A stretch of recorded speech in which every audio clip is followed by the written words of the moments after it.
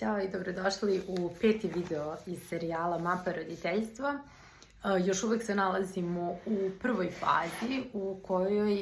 koja je nazvana Od frustracije do jasnoće. Znači, prvi deo knjige Mapa roditeljstva na kojoj baziramo ovaj serijal je podeljena u 3 dela, 20 koraka i mi smo sada trenutno na 4. koraku, još uvek u fazi gde dosta razgovaramo o mindsetu i uverenjima oko toga koja je zapravo naša uloga oko roditeljstva, znači koja je naša uloga kao roditelja, oprostite. I tu smo onda razgovarali u prethodna 4 videa i o tome kako je zapravo fokus na roditelju, a ne toliko na detetu. I pozivam vas da pogledate ako niste, da se sada ne ponavljam, da vam ne trošim vrijeme, jer danas želim da razgovaram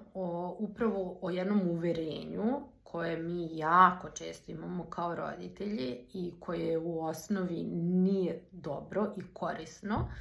I kada pričamo o promeni mindseta u roditeljstvu, znači mi upravo pričamo o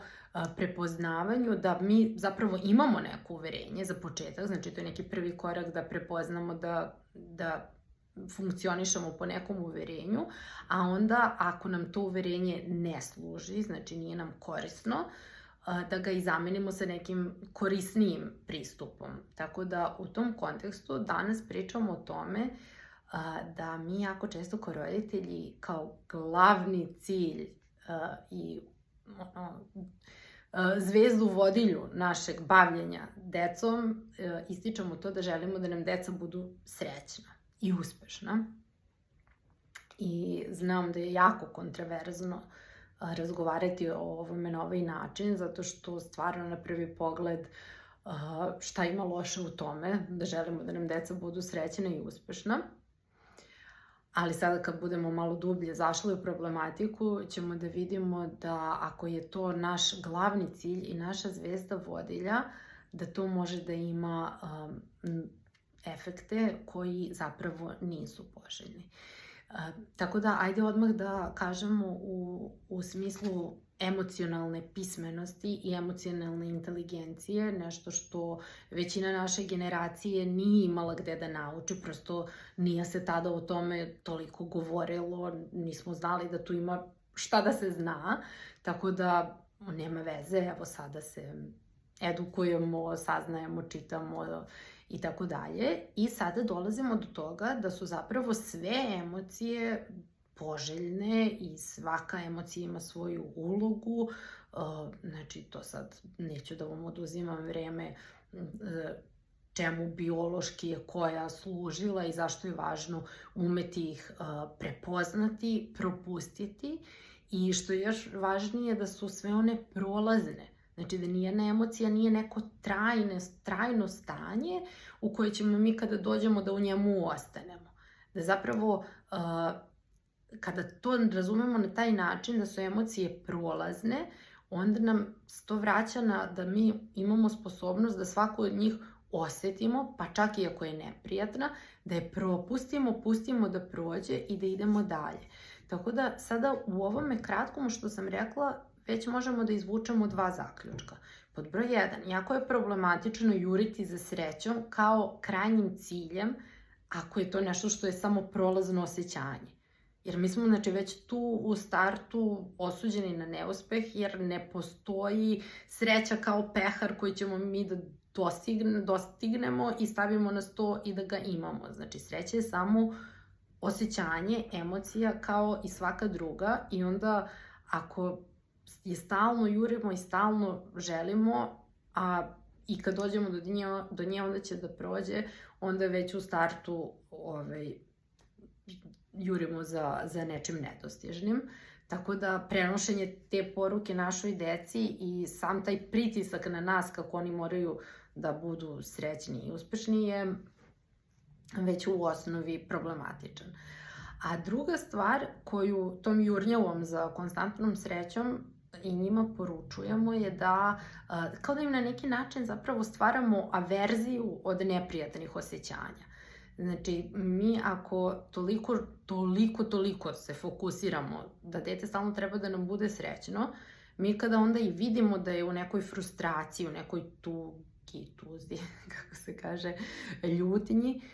onda ćemo da imamo prosto poriv i potrebu da ga što pre izvučemo iz te neprijatne, uslovno rečeno, emocije. I dete će iz te naše reakcije, kada pokušavamo da ga iščupamo brže bolje iz te neke neprijatne emocije, će da iščita poruku kako te emocije nisu poželjne. I onda će zapravo da se napravi kao neki strah i averzija i već izbegavanje osjećanja neprijatnih emocija. A malo pre sam rekla, znači sve emocije su predviđene da ih osjetimo, da dođu, budu tu neko vreme i da odu. A upravo kada mi nismo sposobni da ih osjećamo, da se suočimo sa njima i da ih prosto propustimo da prođu, mi se onda lišavamo mogućnosti i da se samo regulišemo. I upravo u tome je caka što kada mi izbegavamo te neprijatne emocije, a one dođu pa dođu, ne možemo mi njih zaista i da izbegnemo, onda kada dođu mi se pod broj 1 loše osjećamo zato što se loše osjećamo, a druga stvar, ne znamo šta ćemo s njima. I zato je ta konstantna potera i potraga za srećom problematična kao koncept i zato je korisno za nas kao roditelje da promenimo to uverenje, da ga postanemo svesni ako ga imamo i da ako ga imamo, da ga promenimo, jer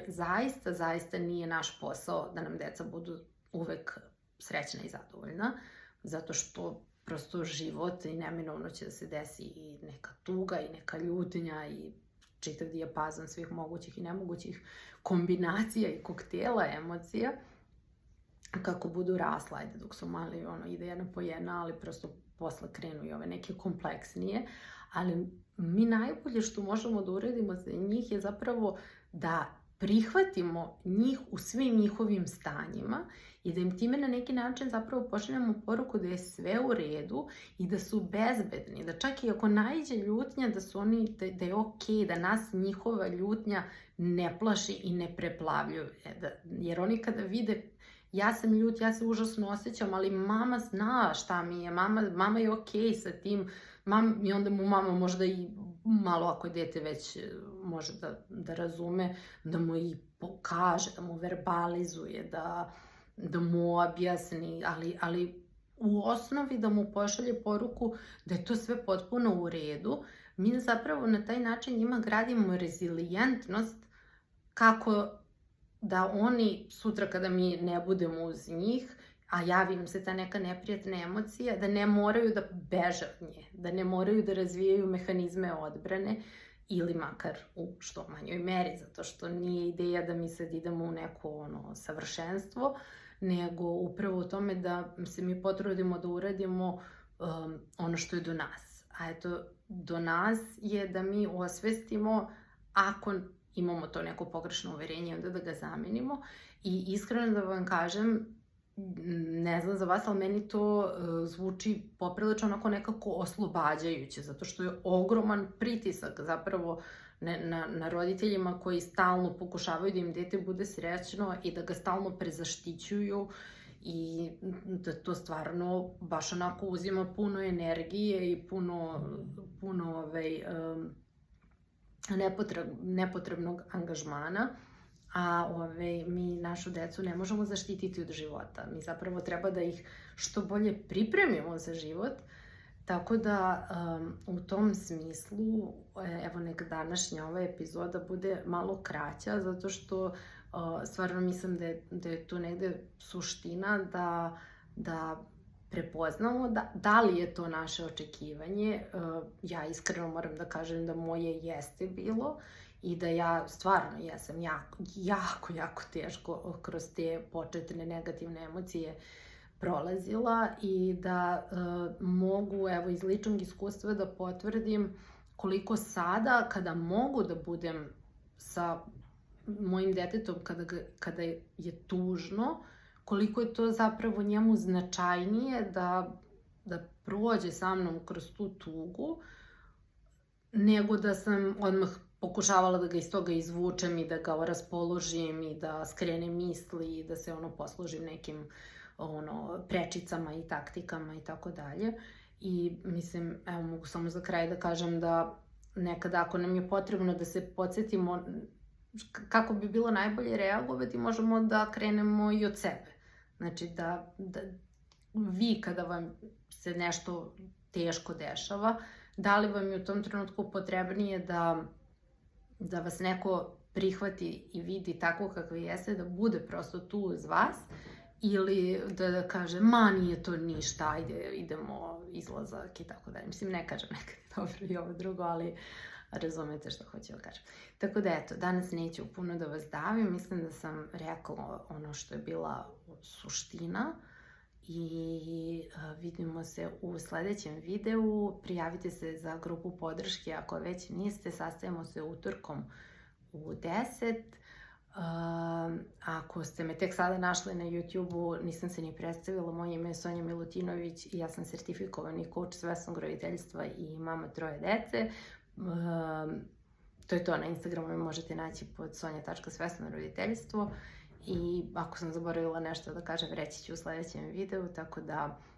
zapratite, lajkujte, komentarišite, pitajte se što vam nije jasno, naravno rado ću odgovoriti,